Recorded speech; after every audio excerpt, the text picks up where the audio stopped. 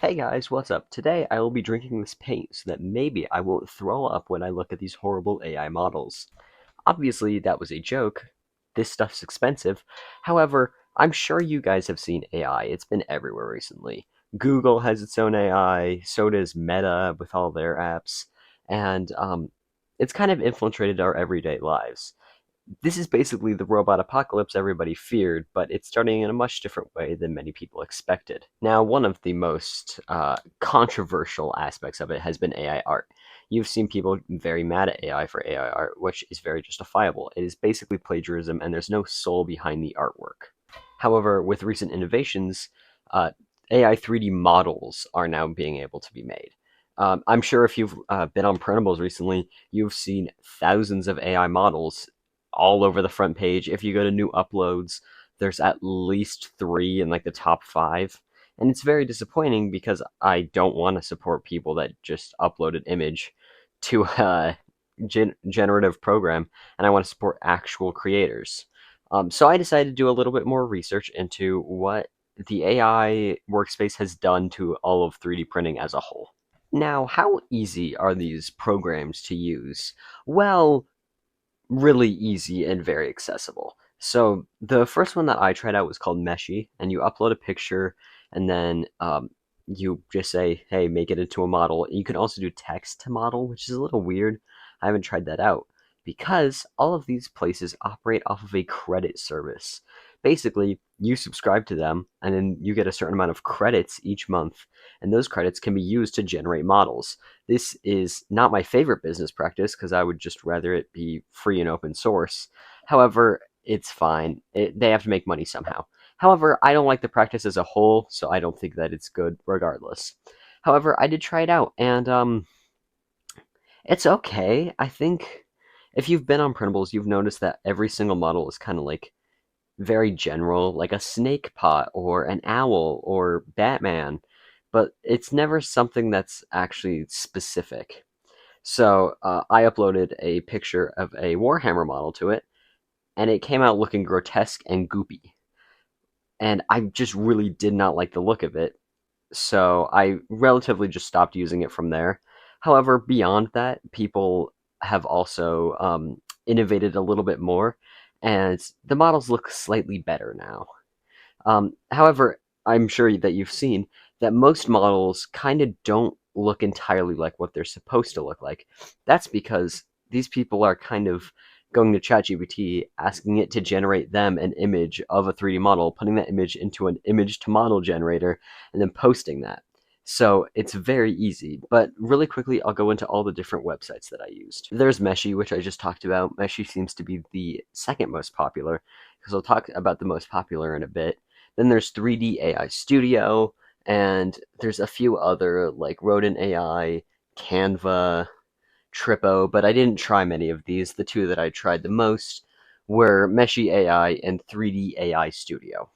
Now, both of these were very similar, almost like they were kind of made by the same people, um, and everything kind of just worked the same. So I would more classify these as one entity, and neither one was better than the last because both of them required subscription services. However, they did have like free ones where you get like 10 free models a month. And however, this obviously wasn't what these people were using because either they would have to pay, and I don't think they would want to pay for AI models, or they would have to make only 10 a month, which is definitely not happening because if you look on these people's printables pages, it's thousands of models. It's in like hundreds a month. So I filmed this video twice before. However, while filming it the first time, I actually found the main website where all of these people are creating these models. And it wasn't on any of the Google searches that I had previously done. And that was Makerworld, Bamboo Lab's alternative to Printables. Makerworld has a Makers Lab section to their website, which has a bunch of different tools you can make, like a lightbox maker, a flexi fidget maker, and this recently has included the beta version of their AI model generator. And this AI model generator makes models a little bit better than the other ones. It still looks goopy and weird and AI generated. You can kind of tell by looking at it. It has that same kind of AI art aesthetic. However, it's very, very cheap because Makerworld uses a kind of universal currency system.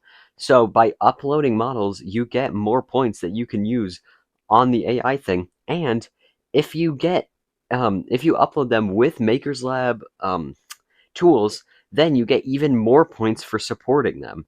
So it's kind of like almost infinite money for these people, especially if they post it on other websites like Printables, because then Printables also has a reward service where they can get free products. Enough from that loser, am I right, guys?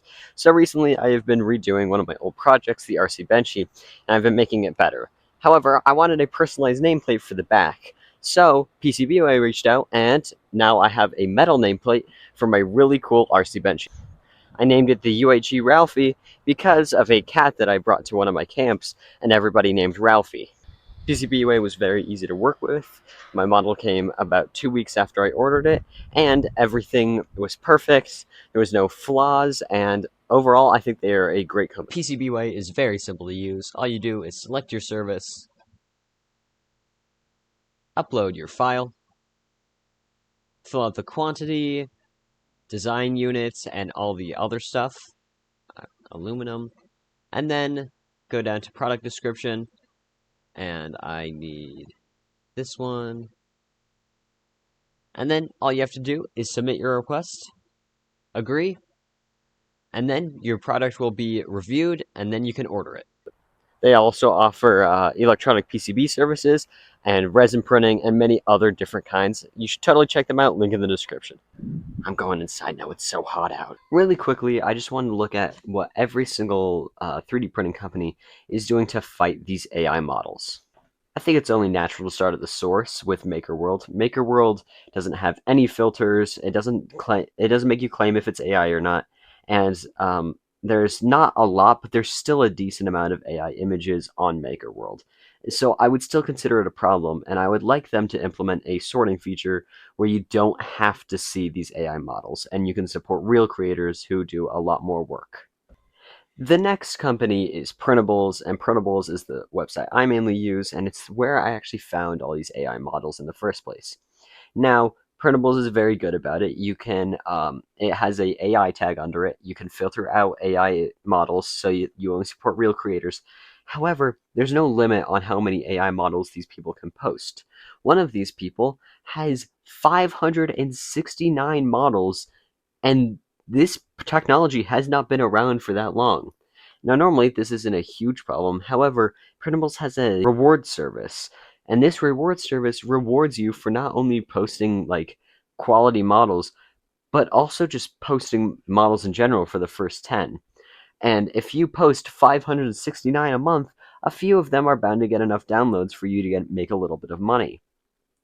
Now, I think that this isn't creative. I think that this is kind of just bad sportsmanship in the 3D printing area to get more rewards from printables. Now, obviously, I don't know how much these people make from this.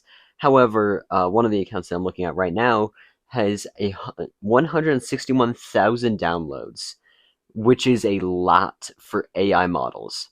The next program we're going to look at is Colts, and Colts is actually really good about this. They don't allow AI no matter what, and this is because a lot of models are sold on Colts. However, these models, some of them do kind of sneak through a little bit, and you can find some AI models on there.